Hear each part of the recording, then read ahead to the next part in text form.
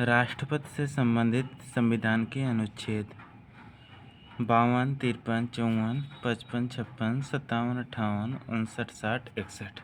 इसके लिए एक स्पेशल ट्रिक है। पकानी कोका दुयो दसम। पा मतलब होता है राष्ट्रपति का पद, का मतलब होता है कार्यपालिका का कार्यकारी अधिकारी, नी मतलब होता है निर्वाचन, को मतलब होता है कोटा, का मतलब होता है कार्यकाल, दू मतलब होता है दोबारा निर्वाचन, यो मतलब होता है योग्यता, दा मतलब होता है दशा, सा मतलब होता है शपथ, मा मतलब होता है महाभियोग। इसके बारे में थोड़ा डिटेल से जानकारी लेते हैं। अनुच्छेद 52 इसमें है राष्ट्रपति का पद, जो कि अमेरिका के संविधान से लिया गया है। 53 में है कार्यपालिका का कार्यकारी अधिकारी, यानी कि कार्यपालिका से संबंधित जो भी कार्य होंगे सब राष्ट्रपति की अनुमति से ही होंगे। नी मतलब होता है निर्वाचन। राष्ट्रपति का जो निर्वाचन है अप्रत्यक्ष, एकल संक्रमणिकता अनुपातिक विधि द्वारा होता है। अप्रत्यक्ष मतलब होता है कि इसमें जनता डायरेक्ट भाग नहीं लेती है, इसमें जनता के द्वारा चुने हुए प्रतिनिधि राष्ट्रपति के चुनाव में भाग लेते हैं। एकल संक्रमणिकता मतलब होता है कि इसमें एक लोगों को नहीं बल्कि जितने भी प्रतिनिधि होते हैं सभी को वोट दिए जाते हैं एक क्रम में, और इनकी जो गणना होती है अनुपातिक विधि द्वारा होती है। राष्ट्रपति के चुनाव में भाग लेने वाले सदस्य लोकसभा के पूरे सदस्य में से सिर्फ 2 एंग्लो इंडियन नहीं रहते हैं। राज्यसभा के पूरे सदस्य में से 12 मनोनीत को छोड़कर सभी सदस्य रहते हैं। राज्य के विधानसभा ध्यान दीजिएगा, विधानसभा के सभी सदस्य रहेंगे, केवल एक एंग्लो इंडियन नहीं रहेगा। ध्यान दीजिएगा कि विधान परिषद, जो भी राज्यसभा की विधान परिषद हैं उनके सदस्य भाग नहीं लेते।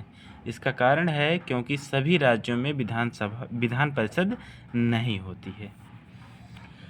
अगला है को मतलब होता है कोटा। राष्ट्रपति का कोटा यानी कि राष्ट्रपति को एक निश्चित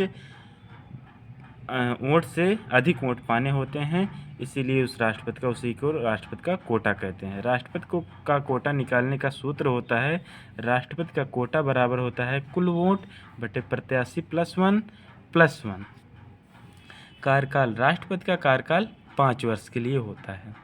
तो मतलब होता है दोबारा निर्वाचन, यानी कि कोई भी प्रतिनिधि चाहे वह राष्ट्रपति का चुनाव जीता हो या ना जीता हो, अगर वह जीता हो तब भी, अगर ना जीता हो तब भी राष्ट्रपति का दोबारा निर्वाचन में भाग ले सकता है, यानी दोबारा चुनाव लड़ सकता है। ऐसे एक राष्ट्रपति हैं जिन्होंने दोबारा चुनाव लड़ा है और जीता भी है। यो मतलब है योग्यता ये मतलब होता है कि राष्ट्रपति पद के पास क्या क्या होनी चाहिए, यानी क्या क्या खासियत उसके पास होनी चाहिए। राष्ट्रपति के चुनाव के लिए 50 प्रस्तावक होने चाहिए। प्रस्तावक वो व्यक्ति होते हैं जो किसी भी व्यक्ति के लिए नॉमिनेट करते हैं, अंकित करते हैं कि इनकी चुनाव होनी चाहिए। 50 अनुमोदक होने चाहिए। अनुमोदक कौन होते हैं? जो 50 लोग ऐसे भी होने चाहिए उन्हीं सदस्यों में से जो चुनाव में भाग लेते हैं, ऐसे लोग भी होने चाहिए जो राष्ट्रपति को लिखित रूप में दें कि ये चुनाव लड़ें। और राष्ट्रपति के चुनाव के लिए 35 वर्ष उम्र कम से कम हो जानी चाहिए। लोकसभा की जो सदस्यता के लिए सभी क्राइटेरिया हैं, जो भी चीज़ें हैं, सब राष्ट्रपति के पास भी होने चाहिए। दा मतलब है दशा। अभी आप पढ़े योग्यता में है कि राष्ट्रपति को क्या होना चाहिए, राष्ट्रपति के पास क्या होना चाहिए, लेकिन जो दशा में होती है इसका मतलब है कि राष्ट्रपति को क्या क्या नहीं होना चाहिए। इसमें राष्ट्रपति को पागल नहीं होना चाहिए, राष्ट्रपति को दिवालिया नहीं होना चाहिए। दिवालिया यानी कि होता है कि कोई भी ग्राम समाज, राज्य या जिला किसी भी स्तर से उस स्तर से निकाला ना गया हो। होते हैं जो क्षेत्र से निकाले जाते हैं, गांव से निकाले जाते हैं, या राज्य से भी निकाले जाते हैं, देश से भी निकाले जा सकते हैं, वो राष्ट्रपति के चुनाव नहीं लड़ सकते हैं, और वह किसी भी लाभ के पद पर ना हो। और ध्यान दीजिएगा, जो भी एमएलए एमएलसी के चुनाव होते हैं वो लाभ के पद पर नहीं आते हैं, और यदि वह कोई लाभ के पद पर हो तो उसे राष्ट्रपति का पद जीतने के उपरांत उसे अपना पद छोड़ना पड़ जाता है। सा मतलब होता है शपथ। राष्ट्रपति को शपथ, अनुच्छेद 60 में है शपथ, राष्ट्रपति को शपथ सुप्रीम कोर्ट का मुख्य न्यायाधीश दिलाता है। राष्ट्रपति को शपथ सुप्रीम कोर्ट का मुख्य न्यायाधीश दिलाता है। अगर मुख्य न्यायाधीश उपस्थित ना हो तो उस दशा में सुप्रीम कोर्ट का जो वरिष्ठ न्यायाधीश होगा वो राष्ट्रपति का शपथ दिलाएगा। अनुच्छेद 61 लास्ट है इसका, अनुच्छेद 61 में है महाभियोग।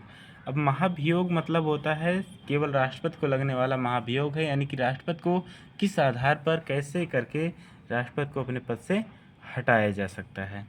राष्ट्रपति का जो महाभियोग अभियान है इसके लिए कोई भी सदन, चाहे राज्यसभा हो चाहे लोकसभा हो, कोई भी सदन शुरू कर सकता है, लेकिन किसी पर भी महाभियोग लगा सकता है, चाहे लोकसभा हो चाहे राज्यसभा हो।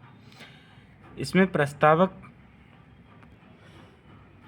जिस भी सदन से ये राष्ट्रपति का महाभियोग जारी किया जाता है उसमें कम से कम 1/4 यानी कि 25% प्रस्तावक होने चाहिए, और अगले सदन में यानी कि अगर लोकसभा से हुआ है तो राज्यसभा में जाकर उसके 2/3 सदस्यों का अनुमोदन होना आवश्यक है। अगर राज्यसभा से जाते हैं तो भी यही चीज़ें हैं, यानी कि राज्यसभा से लोकसभा में जाएं चाहे लोकसभा से राज्यसभा में जाएं, उसे 2/3 मत से पास कराना होता है। राष्ट्रपति को महाभियोग लगाने से पहले 14 दिन पहले ही सूचना दे दी जाए। और ध्यान दीजिएगा कि राष्ट्रपति के महाभियोग में लोकसभा के सभी सदस्य और राज्यसभा के सभी सदस्य आते हैं। ध्यान दीजिएगा कि निर्वाचन में, राष्ट्रपति के निर्वाचन में विधानसभा सम्मिलित थी और मनोनीत सदस्य नहीं सम्मिलित थे, एंग्लो इंडियन नहीं सम्मिलित थे, लेकिन राष्ट्रपति पर जब महाभियोग लगेगा तो लोकसभा के सभी सदस्य और राज्यसभा के सभी सदस्य रहेंगे, चाहे वह मनोनीत हों चाहे चयनित हों।